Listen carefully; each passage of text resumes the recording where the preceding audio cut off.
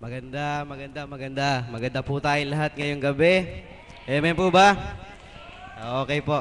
O bago po ako tumawag, bago ko po tawagin yung ating magbabahagi, ay gusto ko po sanang ibitahin si kapatid na Magno para po bigyan tayo ng isang magandang awitin po para po mabuhay pa ang dugo natin. Amen po ba? O kapatid na Magno, palakpakan po natin si kapatid na Magno.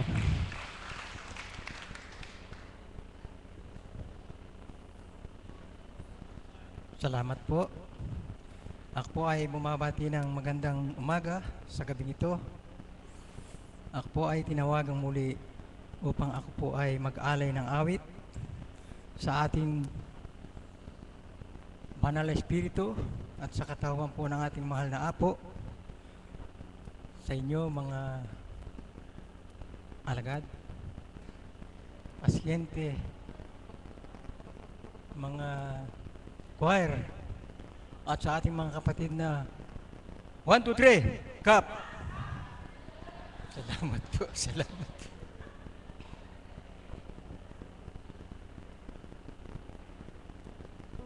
Hiram sa Diyos ang aking buhay. Ikaw at ako tanging handog lamang, di ko ninais na ako isilang. Ngunit salamat dahil may buhay. Ligati ako nang ako isilang, pagkat tao na mayroong dangal, di ko ninais na ako isilang. Ngunit yan Diyos ang pinagmulan, kung di ako umibig, kung di ko man bigyang halaga ang buhay kong handog, ang buhay kong hiram sa Diyos, kung di ako magmamahal. Sino ako? Sino ako? Salamat po. Salamat kapatid na Magno. Napakaganda po nung kinenta niya. Talagang lahat po ay hiram lamang. Kaya po isipin natin lagi na dapat po yung pinahiram sa atin ay ating pong pahalagahan. Ngayon po, tatawagin ko po si Mama Beth para po magbigay po ng konting bahagi sa atin. Palakpakan po natin si Tita Beth. Hello? Hi? Pag po hi, isang palakpak. Pag hello, dalawang palakpak. Hello? Hi? Isa lang. Hello? Hi? Hi? Hi? Hello? Hello? Hi? Aba, mga gising ang mga anak ng Diyos. Palakpakan po natin ang ating Panginoon. Alam ko po na masusi niyo pong napakinggan ang homily ng ating Father. Napakaganda po, ano po? Pero bago po yung homily na yan, kaninang umaga po, nagkaroon na po ng kaganapan dito sa ating dambana. Lahat po ng nandirito, inyo pong nasaksihan kung paano po pinalapit ang isang pasyente mula dito sa harapan, pinatayo doon at pinaunat ang kanyang kamay. Buhay po ba ang Diyos? Kaya po, ako po ay ganap na nagtitiwala, buong buo, 100% ang aking pagtitiwala, na ang banal na espiritu ay buhay sa loob ng dambanang ito sa katauhan ng ating mahal na Apo Kunching. Ang Panginoon ay nangungusap sa atin diretsa directly sa pamamagitan po ng ating mahal na Apo Kunching. Kung inyo pong napapansin, kahit po ng mga nagdaang mga araw, yung pong homily o yung pagbasa sa gabi, yung ebanghelyo sa gabi, sa umaga pa lang ay naipapahayag na. At mayroon din pong mga pagkakataon nung bago-bago pa po ako dito, na yung homily po para sa Sunday, nung pong bago mag-Sunday na yon, naipahayag na po dito. Kaya pag ako po'y nagsimba, dinadagdagan ko na lang, pinapayaman ko na lang kung ano po yung aking narinig at natutunan dito sa banal na lugar kung saan ang Panginoon ay diretsang nakikipag-usap sa atin sa pamamagitan po ng ating minamahal na Apo Kunching. Kaya bakit hindi pa po tayo lubos na magtiwala? Mapapalad po tayo na dito po sa lugar na ito, bagamat gumagastos tayo ng kaunti para sa ating mga pamasahe, para sa ating panggasolina, subalit wala na po tayong lugar na makikita kung saan makakaniig natin ang Diyos na buhay sa katauhan ng ating minamahal na Apo Kunching. Alam niyo po, nung pong ako ay bago-bago ko pa lamang naririnig ang gawaing ito, siyempre po, katulad din po ninyo, nagsuri din po ako. Sapagkat ako po, aminin ko po sa inyo, may pagkapiloso po akong tao. At ako po yung tipo ng tao na kailangang makita ko muna bago ako maniwala. Ganun po yung mentality ko nung una-una, nung bago po ako makarating sa dambanang ito. At mayroon po akong napatunayan. Isang bagay po ang aking napatunayan. Marami na po akong nabanggit ko na po ito noon. Sige po, bigyan po muna natin sila ng pagkakataon na makaupo. Marami na po akong nadaluhan na mga panayam na ang mga imbitado ay courtesy aside, talaga pong napakagagaling din, magagaling din pong mga pare, na pagka po kami ay nagre-retreat, bago po magsimula ang klase, meron po kami 3 days retreat, lumalabas po kami, nagpupunta ng Baguio, ng Ilocos, nagpupunta po kami sa mga retreat houses at 3 days po kaming nag-i-stay doon para po sa retreat. At sa retreat na ito, para po masulit ang ginagastos, talaga po naghahanap kami ng mga magagaling na speaker para mag-facilitate po ng retreat. Subalit, sa akin pong karanasan, tama, nakakapakinig ako ng mga panayam, no mga sandaling iyon, nakakadama ako ng kislot sa aking puso at nagkakaroon ako ng realization kung ano yung mga kamalian ko sa buhay. Nalulungkot man akong sabihin, iyon ay pansamantala lamang. Mabait lang ako yung first 3 days na ako'y galing sa retreat. After 3 days po, BSDU na po ako. Balik sa dating ugali. Marami po sa atin ang ganyan noon ang hindi pa natin nakikilala ang ating Panginoon. Hindi po ako nakukontento, parang meron pa rin pong kulang. Batid po ng Ama ang aking puso't kalooban.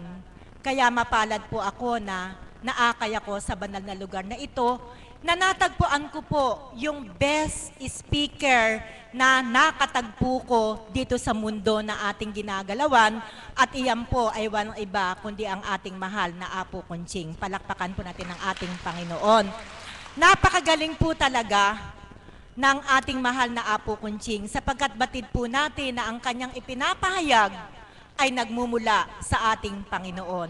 At nang dahil po dito, ang mga salitang kanyang binibitawan, nagkakaroon po ng kislot sa ating puso.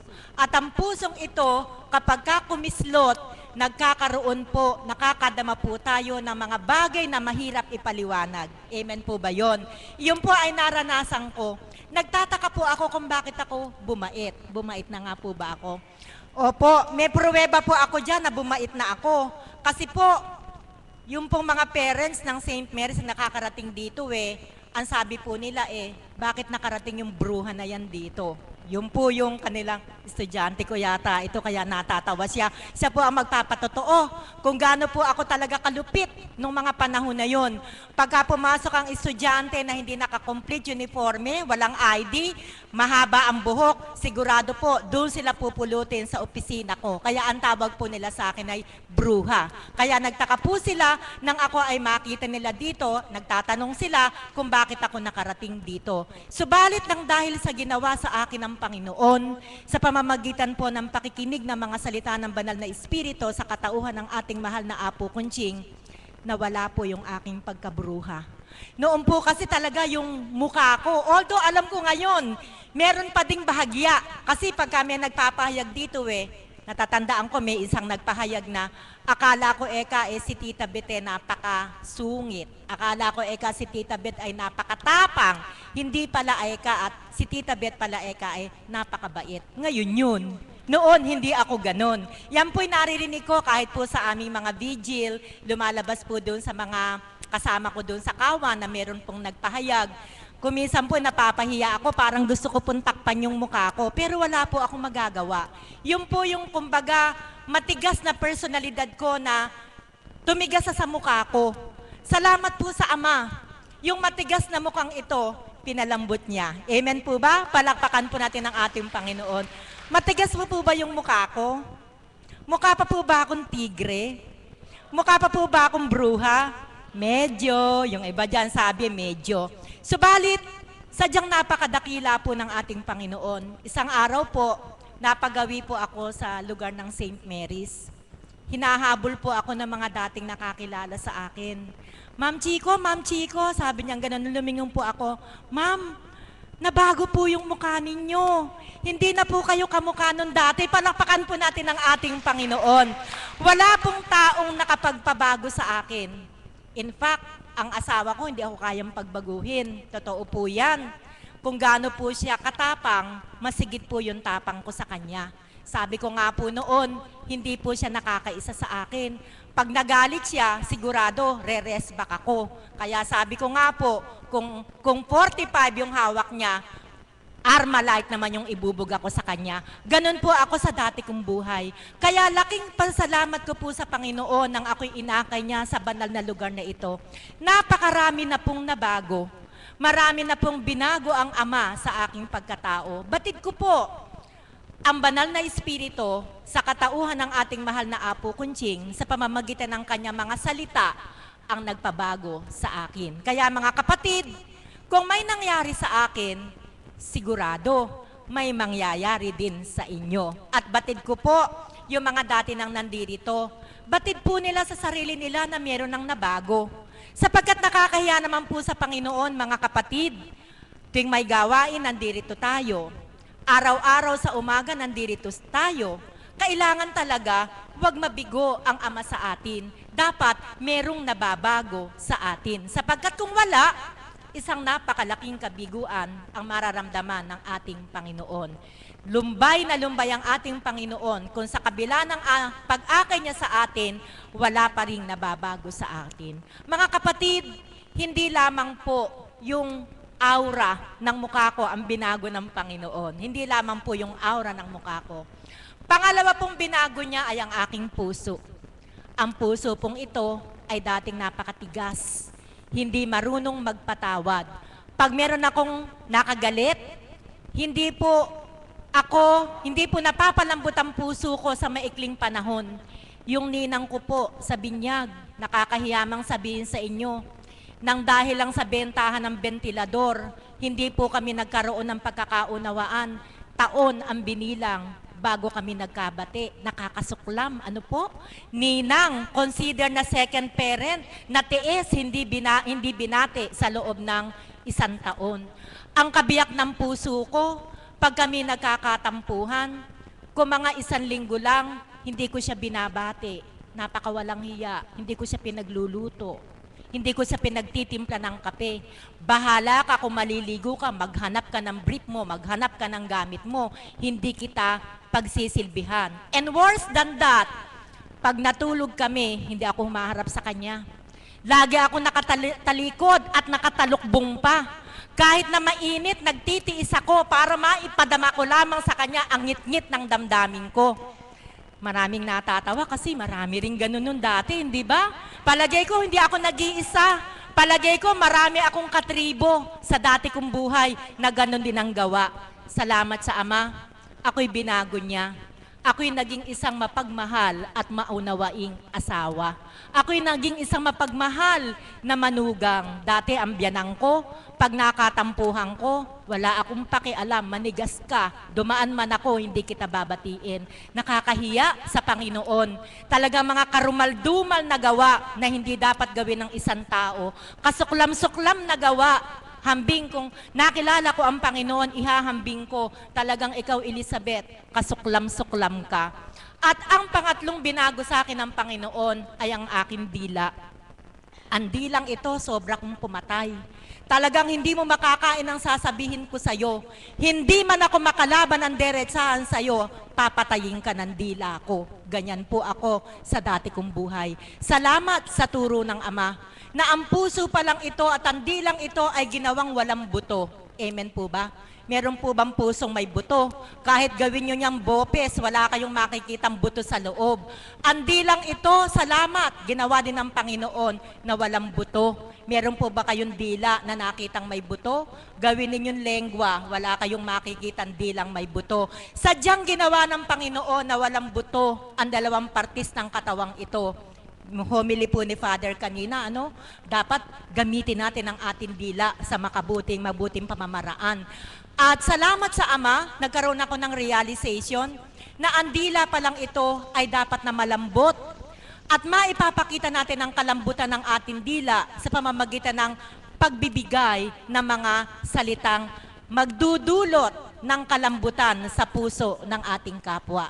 Nagkaroon po ako ng realization nang ako ay makapakinig ng mensahe ng Banal na Espiritu sa katauhan ng ating mahal na Apo Kunching, na ang dila pa lang ito ay dapat na maging napakaingat. Sapagkat anumang salita, kapag ating binitawan, mahirap nang bawiin. Amen po ba?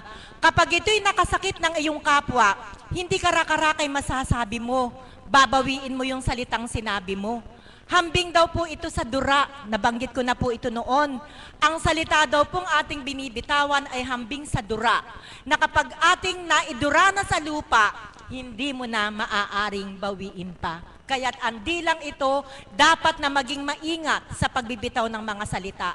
Ang dila ay maaaring pumatay, ito ay maaaring bumuhay. So ang pagmamarder pala ng tao, hindi lamang minarder mo siya dahil binaril mo. Minarder mo dahil sinaksak mo. Yung palang dilang ito, pumapatay din. Kaya pag pumatay ang dilang ito, marderer ka din pala. At ang pagiging marderer, walang piyansa, higit lahat sa ating Panginoon. Kaya dapat po tayong mag-ingat sa tuwi-tuwina. Salamat sa Ama. Ang sabi nga po ni Father kanina, bawat isa sa atin may gift na binigay ang Panginoon. Huwag po niyong sabihin na bobo ako, tanga ako, wala akong kwenta. Hindi po. Lahat po tayo may gift na bigay si God sa atin. Alamin po natin yung gift na yan. At yung gift na yan, gamitin natin for the glory of God. Hindi upang makasira tayo ng tao, hindi upang maligaw tayo papalayo sa ating Panginoon, kundi gamitin natin yung lahat ng gifts na binigay ni God, balik natin sa kanyang kaluwalhatian. Alam niyo mga kapatid, ang Diyos ay tunay na buhay. Ang Diyos ay tunay na mahabagin. Amen po ba? Nararamdaman niyo ba yan? Ang Diyos ay tunay na mapagmahal. Ano po ang mga proofs? Ano po ang mga pruweba? Ang ating Diyos, hindi ka pa humihingi. Ano man ang nasa puso't kaisipan mo, ibinibigay na niya. Palakpakan po natin ating Panginoon. Subalit, bakit hindi po nyo makita yung mga biyayang binibigay sa atin ng Panginoon? Sapagkat iba po ang panukat natin ng biyaya. Ang panukat po natin ng biyaya ay mga biyayang material. Hindi po natin nasusukat ang biyaya sa mga biyayang espiritual na ibinibigay sa atin ng Panginoon. Ang magkaroon po tayo ng kapayapaan ng kaisipan ay isang mapakalaking biyaya. Mayaman ka man, kung wala namang kapayapaan ng kaisipan mo, walang saysay ang yaman mo. Amen po ba? Kaya po napakadakila ng ating Panginoon. Hindi mo pa hinihingi, binibigay na sa'yo. Kapag ikaw ay nalulumbay, ikaw ay kanyang aaliwin. Amen po ba? Walang taong exempted na siya ay hindi magkaroon ng lumbay sa buhay. Sapagkat hindi mo mararamdaman ang pag-aaliw ng Panginoon kapag hindi ka nalumbay. Ako po, may lumbay ako ng mga nagdaang buwan. There was a moment, kahit po ang mga anak ko, nasanay na ako ng malalayo, bilang damdaming ina, dumarating po talaga yung moment na para talagang miss na miss mo sila. Gustong-gusto mo lang silang yakapin, gustong-gusto mo silang halikan, subalit hindi maging posible dahil sa distansya ninyong dalawa. Pinagalak po ako ng Panginoon. God is good all the time. Alam niyo po, nung magpapasko, pinauwi niya yung dalawang anak ko. So, bali isa lang po yung hindi nakauwi. Nagkaroon po ng problema sa kanyang sa ticketing, kaya hindi po siya nakauwi. Ganun pa man, kahit 2 linggo lang nakapiling yung mga anak ko, sobrang galak ang ibinigay sa akin ng Panginoon. Panginoon ang nagbigay sa akin ng galak sapagkat kung hindi niya pinahintulutang makauwi yung mga anak ko, hindi sila makakarating dito. Palakpakan po natin ang ating Panginoon. Kaya ang Panginoon, sa ating kalumbayan, tayo ay kanyang pinagagalak. At ang Panginoon, kapag tayo'y nalalayo sa Kanya, pilit niya tayong inaapuhap. Pilit niyang inyuunat ang Kanyang mga kamay upang tayo ay maakay patungo sa Kanya. Kaya nawa mga kapatid, magkaroon tayo ng kapanatagan ng ating puso't kaisipan. Ano man ang nagaganap sa ating buhay, itanim natin sa ating puso't kaisipan na ang Diyos ay buhay sa ating buhay. Magandang umaga po sa gabing ito at maraming salamat. Salamat po, Tita Bet. Tanya naman ha, wala hong matigas na hindi lumalambot. Sino ho ba dito ang bumait na simula po nung napunta rito? Taas nga po ang kamay ng mga bumait na. Parang konti pala ho yata. Pangilan-ngilan pa lang ho. Yung iba ho siguro naiiya lang sila. Anyway, salamat po kay Tita Bet.